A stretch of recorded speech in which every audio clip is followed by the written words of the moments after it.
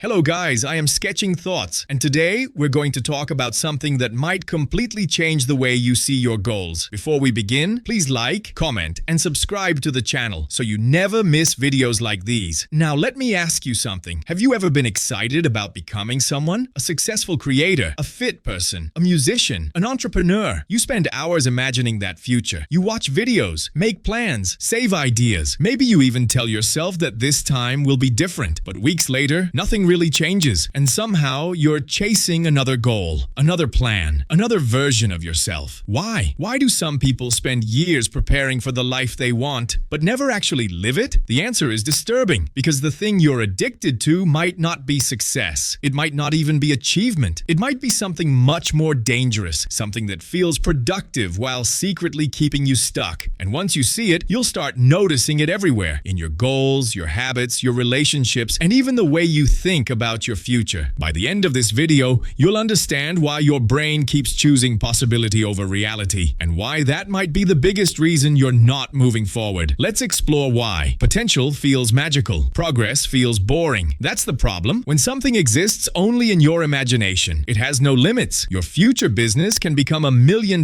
company. Your future body can become perfect. Your future career can become extraordinary. Your future self can become anything. But the moment you start making progress, reality enters the picture. Reality introduces limitations, mistakes, feedback, imperfection. Suddenly, the dream becomes specific, and specific things can fail. That's why many people spend years collecting possibilities instead of building realities. They keep researching, planning, watching videos, buying courses, creating vision boards, not because they're lazy, but because potential gives them something progress cannot: protection. Think about it. An unwritten book can still become a masterpiece. A business idea in your Notes app can still become revolutionary. A guitar sitting in the corner can still represent the musician you might become. As long as nothing is tested, nothing can disappoint you. Your identity remains untouched, and your brain loves that. Because deep down, progress threatens something many people don't realize they're protecting: their self-image. This pattern appears everywhere. You tell yourself you'll start next week. You wait for the perfect plan. You keep tweaking your goals. You constantly restart. From the outside, it looks like procrastination.